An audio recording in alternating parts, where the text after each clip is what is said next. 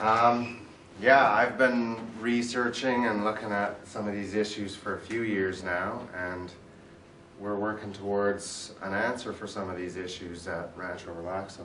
So I'll give you a bit of a background on myself. I grew up on a farm east of Edmonton near Viking, for home of the Sutters, for people who used to watch hockey. And then, so I grew up on a small farm and then worked on some neighbors' farms, and through university I worked on a small farm. And the big lesson I learned about farming was that it's a great lifestyle and that it's not economically viable. So I really liked that lifestyle and wanted to pursue that, but they said, you're crazy, you can never start out farming unless you are willed the land and have a whole bunch of capital to get rolling. So I decided to pick a new career. I went into oil field reclamation. Well, first I went to U of A and got a degree in soil science, but that's pretty much geared towards oil field consulting and reclamation. So I started into oil field reclamation, which just means cleaning up old contaminated sites and putting them back into farmland and trying to get 80% productivity out of that land compared to what it was originally. So, which again isn't that great. Why aren't we shooting for 110% of the productivity we had before oil field had it? There's the money there, but unfortunately they're let off the hook.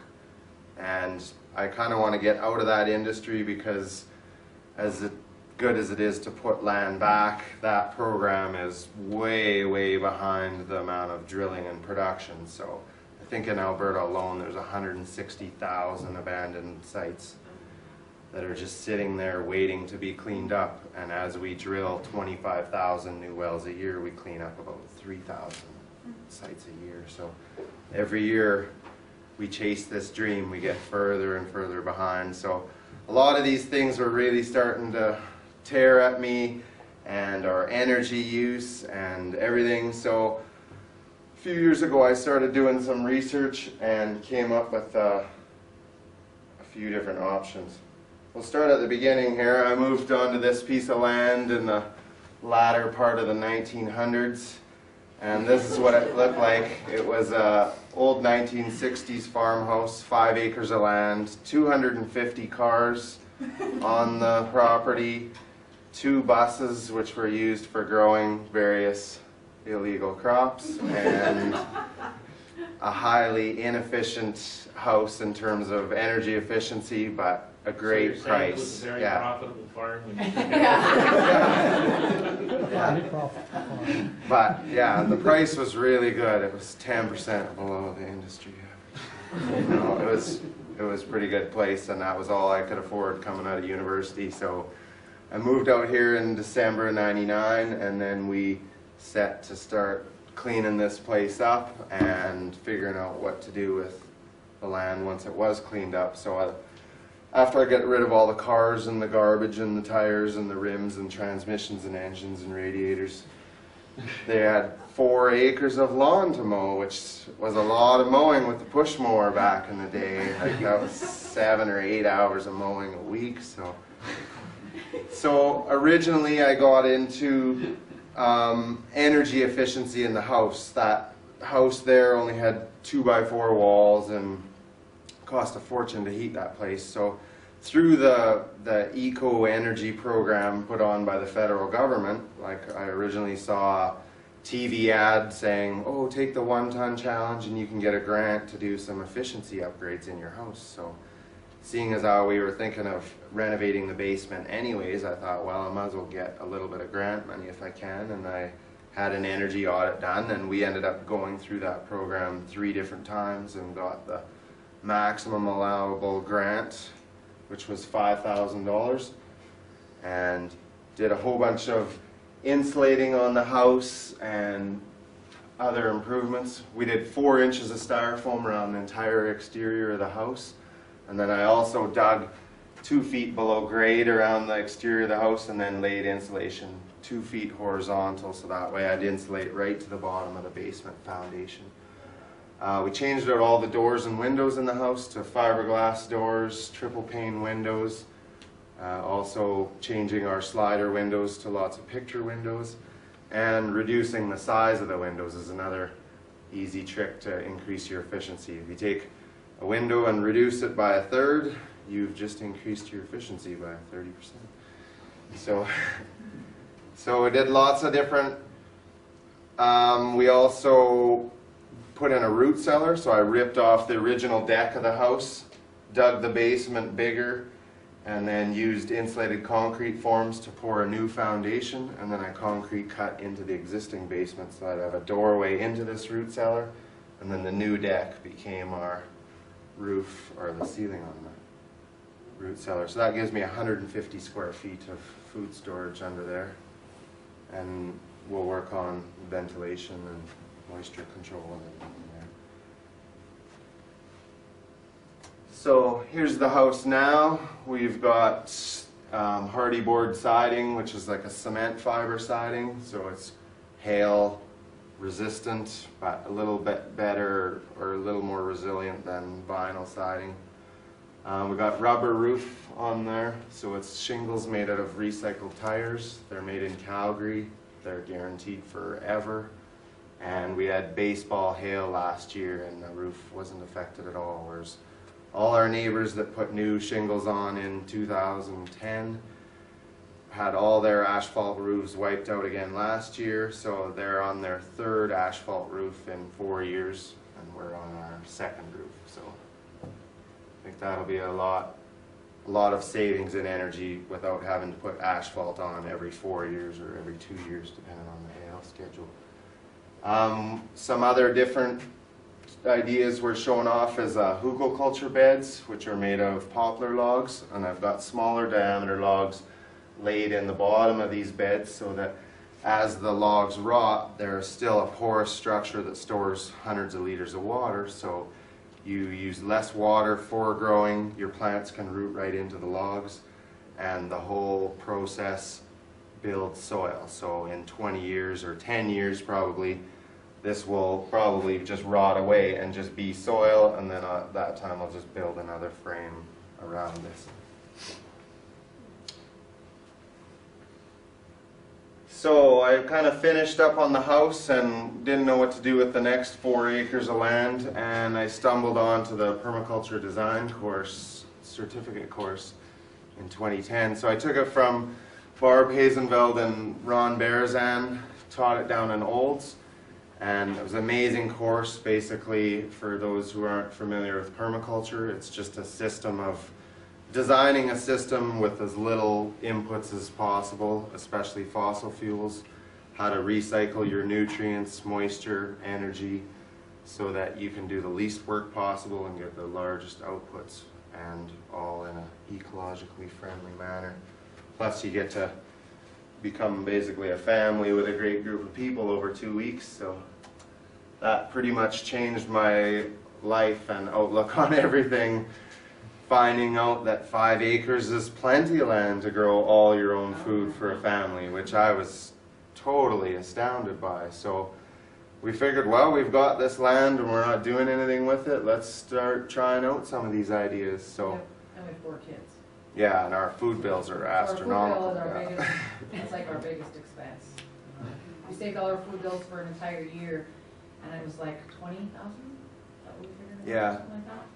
And that's not organic food. The kids are only 2 years old, or 1 year old and 2, and so all those bills are going up very quickly. And then I heard the term peak oil a couple of times in my permaculture course and thought, oh, I'll just research that quick when I get back to work. And that, yeah, after 2 years of researching peak oil and fossil fuel dependency for agriculture, I thought, okay, we've got some work to do here. So anyway, my background's in soil science, so the very first thing I did was start building compost. I didn't even find out what compost was until I took my permaculture design course. I took 5 years of soil science at U of A, and they never mentioned the word compost one time.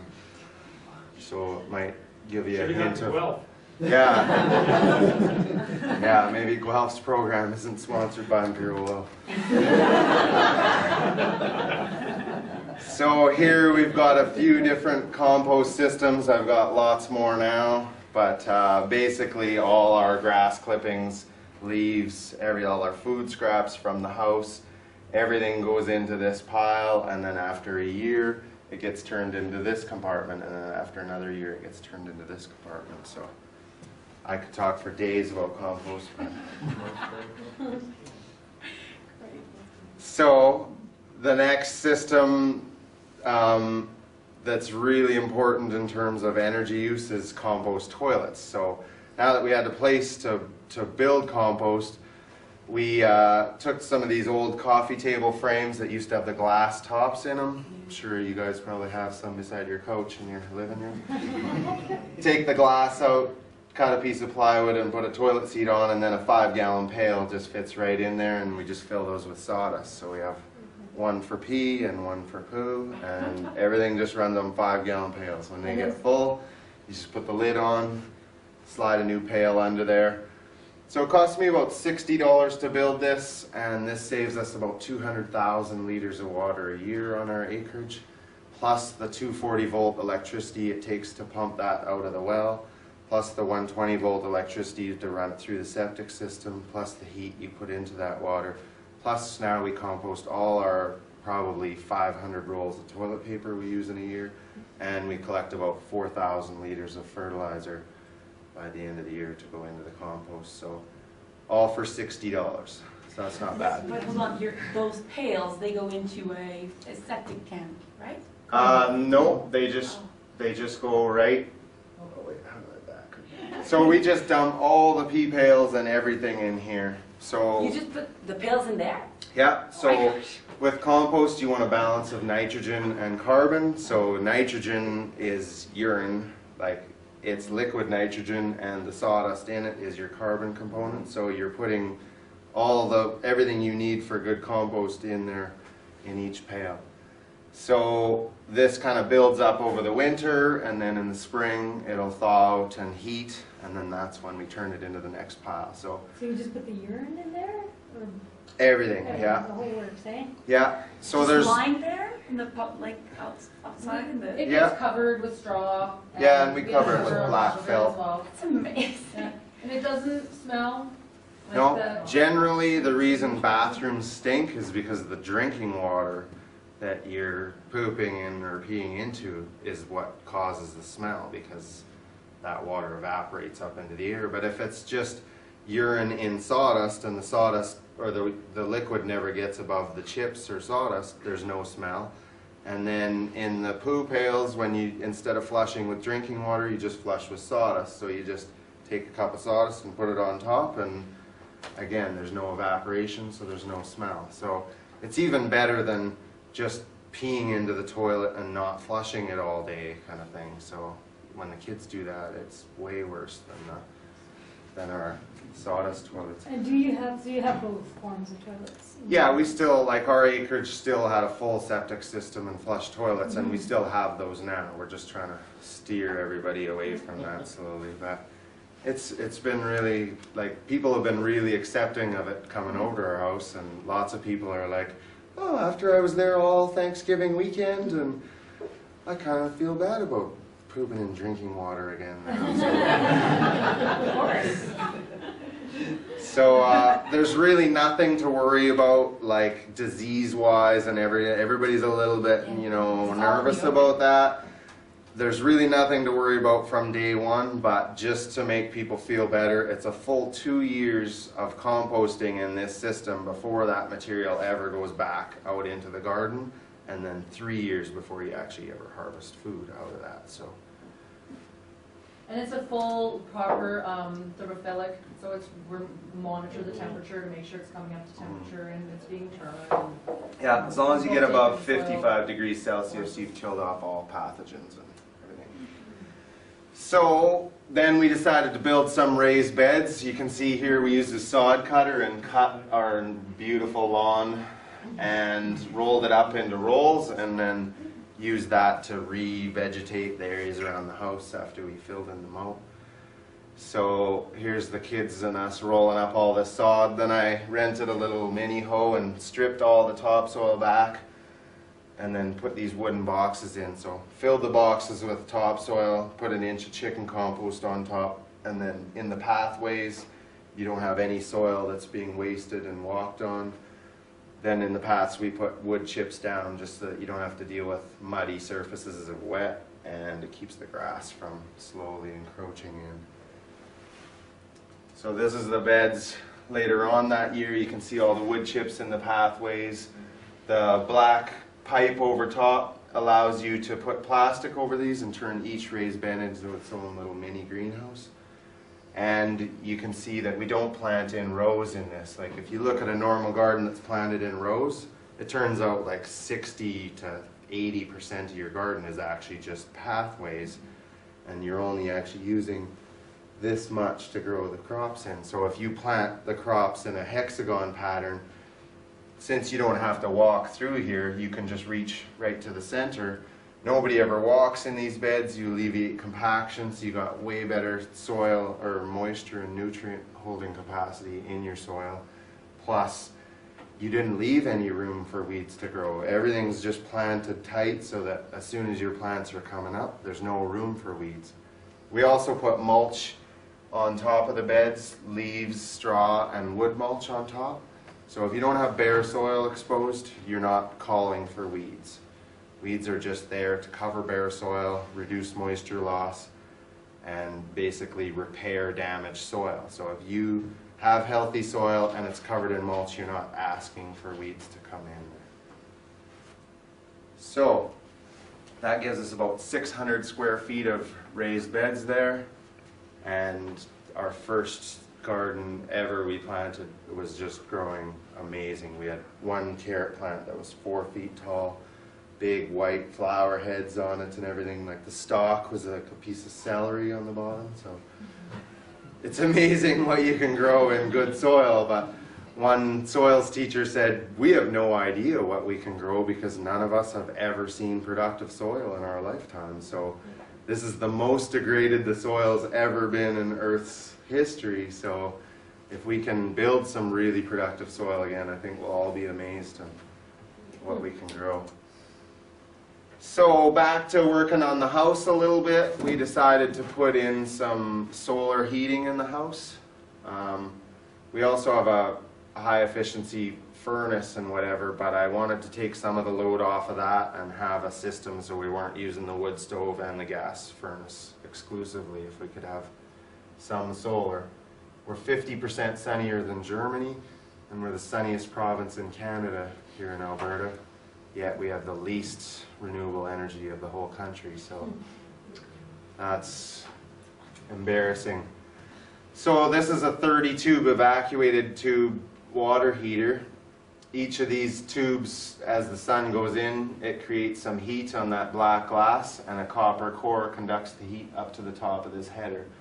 Then I pump water through this pipe. It goes up, collects all the heat across the top of those tubes, and heats water to 80 degrees Celsius, no matter what the outside temperature. So it usually only gets to minus 30 here when it's nice and clear and sunny. So even on those days, you're heating water to 80 degrees Celsius. Then inside it goes through a heat exchanger and turns it to potable water, and then I have 4 of these big tanks in our basement. So the total volume of those tanks is about 5,000 liters, and when you heat that much water from 20 degrees Celsius to 50 degrees Celsius, you've stored 500,000 BTUs of energy, which is only worth about $1.50 to buy that much energy, but that's 10 hours of a wood stove just stored in your basement, and it's continually being added to every time it's sunny, and then fans and radiators take that heat out of the system and put it into the house. So I don't think it'll be our primary system in January, February when we're really cold, but if we could eliminate all our natural gas use during the shoulder season, that would be significant.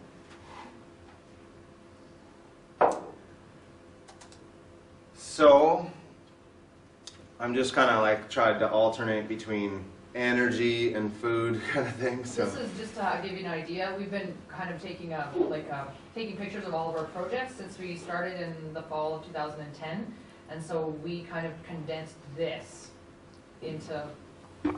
yeah, I guess I should. So, I should state that we got a lot of projects on the go, and I could probably spend a day talking about each of them. So this is kind of more like a trailer, like to see if you want to come out for the full tour, and just to give you some ideas of what's possible, but we won't get into the details.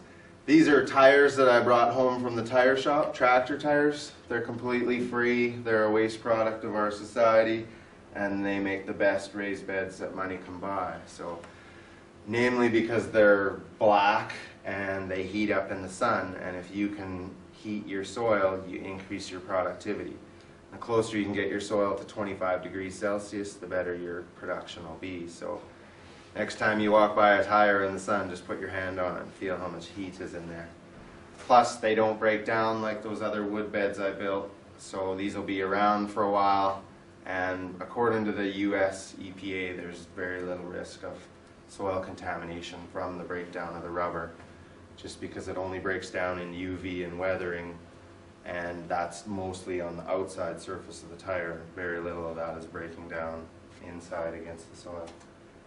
So I collected about 130 of those last summer, and we laid 85 of them out in the circle, cut the top sidewalls out of them, and we just call this our galaxy beds. That way you tend not to focus on the ugliness of each individual tire. And that gives us 1,200 square feet of solar heated beds, and it didn't cost a dime. So, other than the materials like the wood chips and stuff, so. And that's the picture of it once it's grown. Put a log picnic table in the middle. That seats 14 people.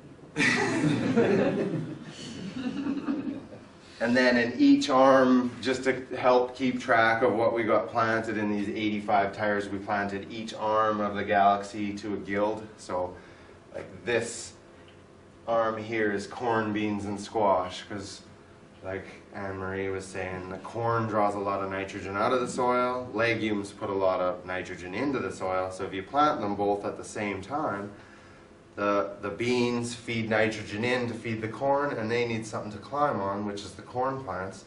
And then in between these we plant squash or cucumber, and they're a ground cover which reduces moisture loss and weeds, yet that needs shade, which is provided by the beans and corn. So all those three plants growing together produces more than any one of them growing on their own. So we plant a different guild in each arm. One is onion, beets, kohlrabi, one's sunflowers, peas, and cucumbers, and then some different arrangements of brassicas. And this was our first year planting in it, and the beginning of the season, it's got wood mulch on it, so go through what's following the tires. Yeah, on the bottom of the tire, we left the bottom sidewall in to create a water reservoir, and then we did 4 inches of sand, 4 inches of topsoil that was stripped out of this area, and then 4 inches of chicken compost mixed with cow manure compost, and then leaves, straw, and wood mulch on top. So there was quite a bit of mulch on top with the leaves and the straw, and then the wood mulch on top. So being that we're very new to gardening, this is really only our second garden. Yeah, we just built this a year ago, so. So it was little, I didn't know how everything was going to work out, to see if those seeds were going to know what to do and make it through the mulch, and I was more than thrilled with how everything turned out. We just pull the mulch aside, plant into the soil, lay that 3 inches of mulch back over, and amazingly enough, they all find their way through the mulch. And pretty much no weeding Yeah. at all. Like I had some people ask about, the work involved with gardening, because that's one of the big things is, the labor intensity of it, and it's like that mulch really does the job of keeping the weeds down. Like it really And any weeds that do make it through, we just pick them and drop them right back where they were. That way their nutrients go right back into the soil, and they just contribute to that mulch layer and help keep the next weeds from coming.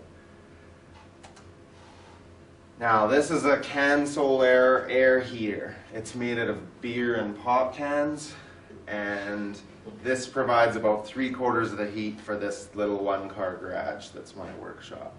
So what they do is they take 240 beer cans and cut the tops and bottoms out of them with a hole saw, stack those cans together and paint them black, And then when they get hot in the sun, you just push air through that column and the air is heated.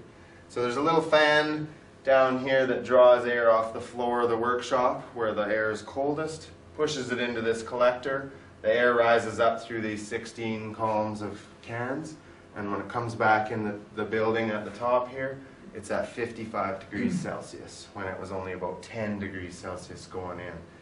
So this fan uses just a tiny bit of electricity to run, and it's heating air, adding 45 degrees Celsius to that air. So it's amazing the heat you get out of this with very little input. And these units just come ready to go, ready to mount on any south-facing wall. And like I said, 3/4 of the heat that building needs is just from that can heater.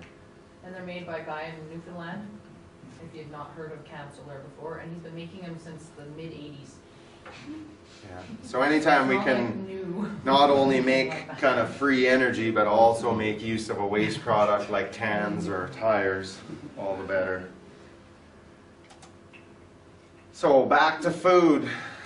Putting in all those raised beds, we've got 2,500 square feet so far, and that's a lot of work to plant and harvest and maintain all that.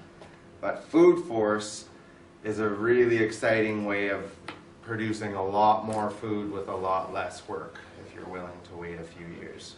So a forest is a highly productive ecosystem that produces 10 times the biomass that a grassland does. So if we can mimic our food production around forests rather than grasslands, we can produce a lot more food in a small area. So a food forest has all the layers of a regular forest. It's got your tall apple canopy, your tall bush Saskatoon, short bush cranberry, perennial like Jerusalem artichoke, like root crops, and then you can have mushrooms and you can have vines that crawl up all those plants. And when you think an apple tree only takes up this much room on the ground and it produces 300 pounds of food a year. A cherry tree takes up this much room on the ground and produces 100 pounds of food a year. So generally you can produce phenomenal amounts of food with a food forest, but there is some waiting time to reach maturity. So this is what we should be shooting for, I think, for the future. And those are the 18 species of fruit we have planted now, which lots of them have been designed at the U of S to be prairie hardy, so they can stand our -30 and -40. And then also we planted all these trees inside an 8-foot deer fence with 2 belts of shelter belt trees around. And each of those shelter belts is planted in a horseshoe shape, open to the south. So when that shelter belt is mature, you'll block all the wind and collect full south sun, and you can raise the temperature inside that little microclimate by a few degrees, which helps your survivability of the trees and really promotes their growth in the summertime. So, compost extract, very exciting way to ramp this up to larger scale. So this is a 500-liter tank over here. We take some of our beautiful black composts. We usually use worm castings because that's generally the highest quality compost you can come across, and put about 40 pounds of it into these door screen bags. They're like tea bags. You put these tea bags into the tank, fill it with 500 liters of water, and then this material here has like 70 billion beneficial microbes per gram. It's just unreal. So when you put that in water and attach this air pump to it, the air pump agitates the whole system, and all these trillions and trillions of beneficial microbes end up in solution.